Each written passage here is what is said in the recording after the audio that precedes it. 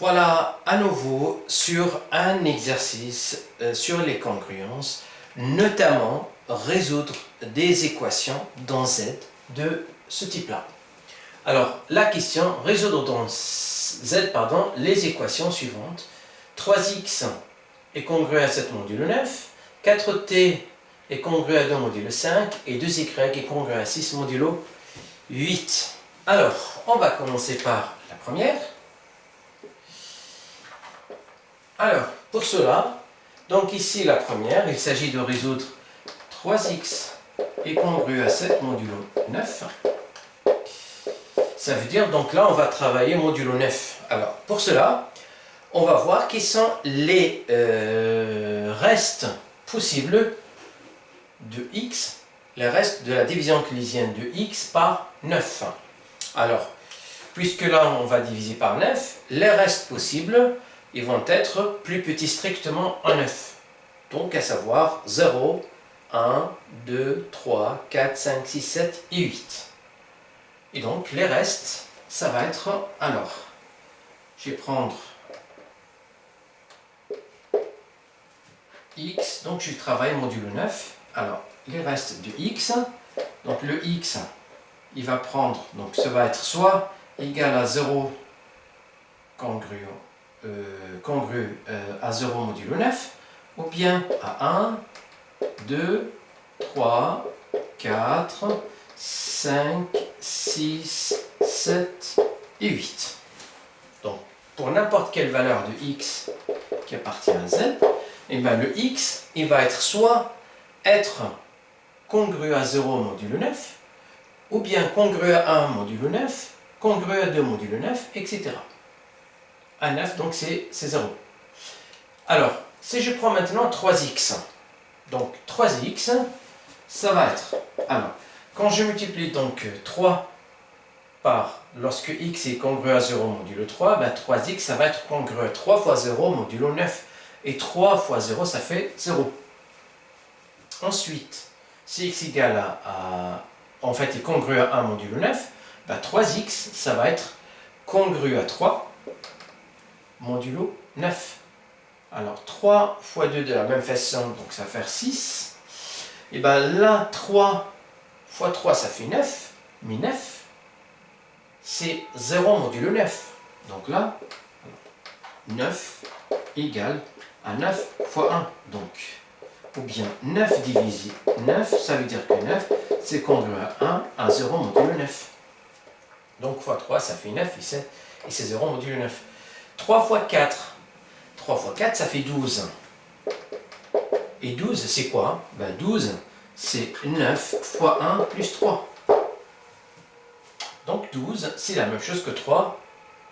C'est congru à 3 modulo 9. Donc ici, ça va faire 3. De la même façon, 3 fois 5, ça fait 15. Et 15, c'est 9 plus 6. Donc, ça va être 6.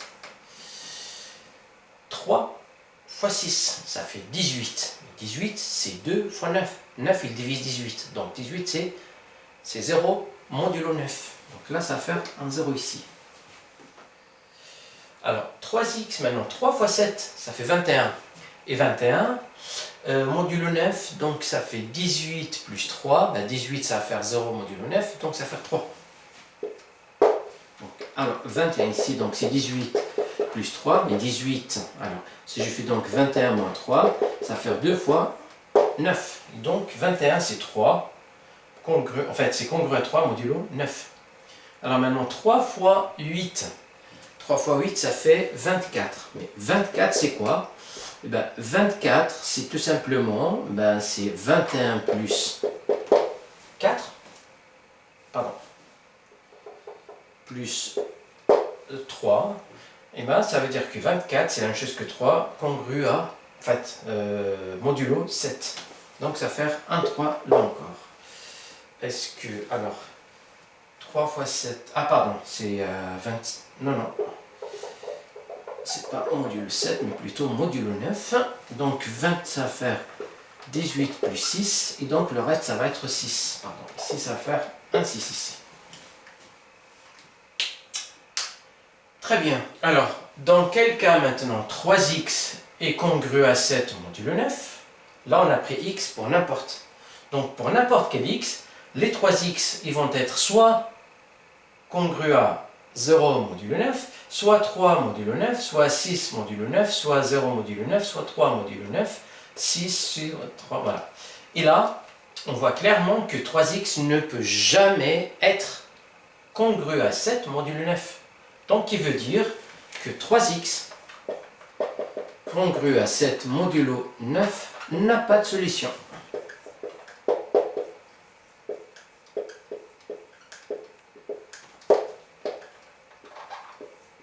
Donc, il veut dire il n'existe pas de x dans z tel que 3x est congru à 7 modulo 9, d'après bien sûr ce tableau de valeurs.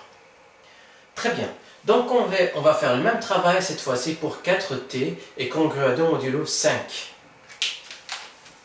Alors, pour b, pareil. Donc, je vais faire un tableau.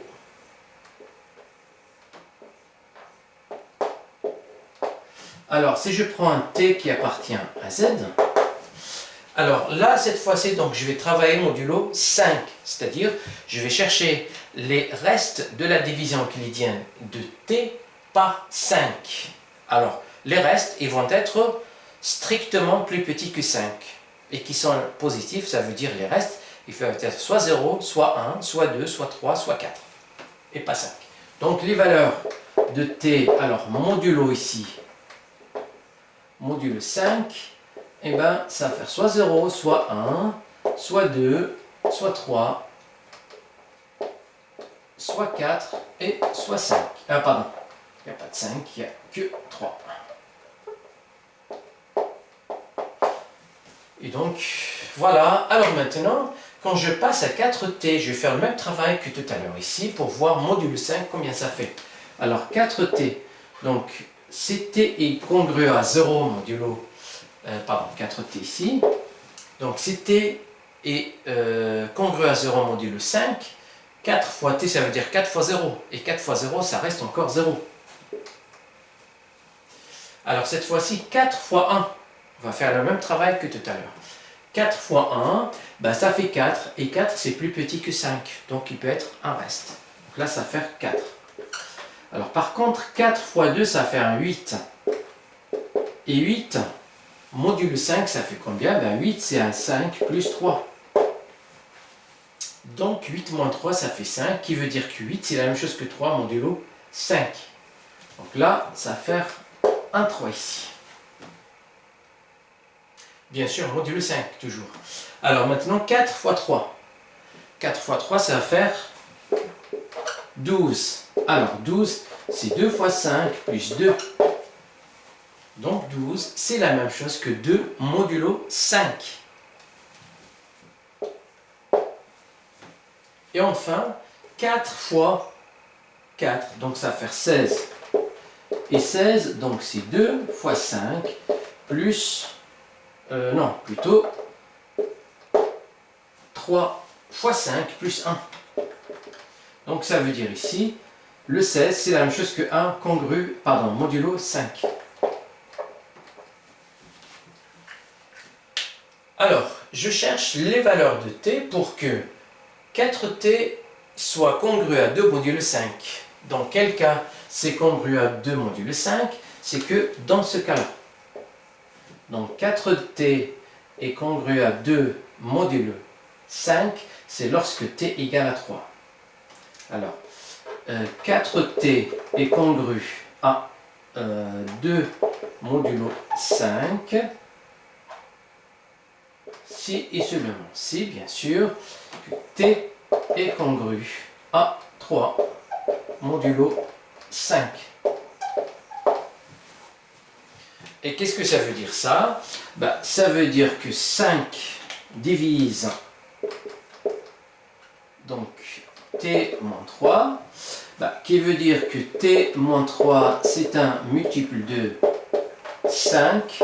Ça veut dire que l'on peut écrire t moins 3 sous la forme de 5k avec k appartenant à z.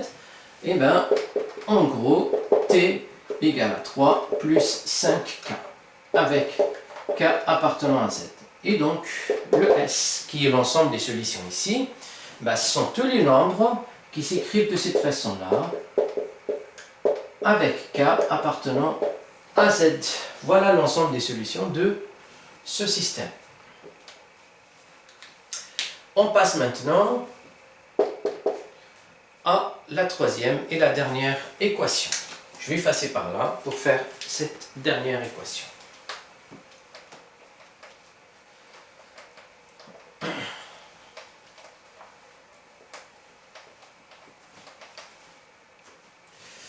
Allez, la équation, c'est 2y.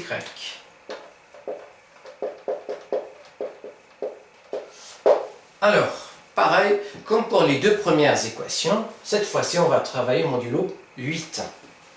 Donc, on travaille modulo 8. Alors, si je prends un y qui appartient à z, les différents restes de la division euclidienne de y par 8 sont soit 0, soit 1, soit 2, soit 3, jusqu'à 7, qui est strictement plus petit que 8. Donc, modulo 8 toujours.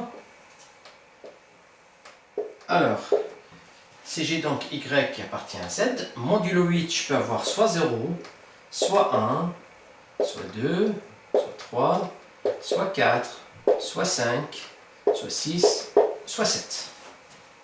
Et là, je vais voir, comme tout à l'heure, bien sûr, 2y. Quand je multiplie 2 par 0, ça fait 0. Je multiplie 2 par 2, ça fait 2, mais 2 c'est encore plus petit que 8, donc ça reste encore 2. 2 fois 2, ça fait 4. 4 c'est encore plus petit que 8, donc ça peut être un reste, donc ça fait 4. 2 fois 3, ça fait 6, mais 6 c'est encore plus petit que 8, donc ça peut être un reste. Toujours modulo 8, bien sûr. Donc là, ça va faire 6. Alors, 2 fois 4. 2 fois 4, ça fait 8. Mais 8, elle divise 8. Donc ça veut dire 8, c'est 0 modulo 8. Donc là, ça fait 0. Ensuite, 2y. Alors, 2 fois 5, ça fait 10. Alors, 10, ça fait 8 plus 2. Donc, 10, c'est la même chose que 2 modulo 8. Donc, ça fait 2 ici. 2 fois 6, qui va faire 12, mais 12 c'est 8 plus 4. Voilà, de cette façon-là, 12 c'est la même chose que 4 modulo 8. Donc ça fait ici 4. Alors maintenant, 2 fois 7, qui fait 14. Mais 14, c'est 8 plus 6. Donc, 2y, dans ce cas-là, c'est 6 modulo 8. Eh bien, pour résoudre notre équation ici, je cherche dans quel cas 2y, puisque y on a pris au hasard, est congru à 6 modulo 8. Donc c'est congru à 6 modulo 8 dans ce cas-là et dans ce cas-là. Ça veut dire lorsque y soit congru à 3 modulo 8 ou congru à 7 modulo 8. Alors, qui veut dire que 2y congru à 6 modulo 8, si, et seulement si, alors soit y est congru à 3 modulo 8, ou y est congru à 7 modulo 8. Eh bien, donc là, ça permet de dire que y est égal, alors, c'est 3 plus 8k avec k appartenant à z, ou bien, donc y est égal à 7 plus 8k' avec k' appartenant à z. Voilà l'ensemble des solutions que l'on peut écrire encore une fois ici. Le S, c'est quoi? Eh bien, soit j'ai donc de la forme 8k, je peux prendre le même cas ici, alors 7 plus 8k avec k appartenant à z. Voilà l'ensemble des solutions dans ce cas-là. Voilà, donc on arrive à la fin de cette séance. Je vous souhaite une très bonne journée et à très bientôt.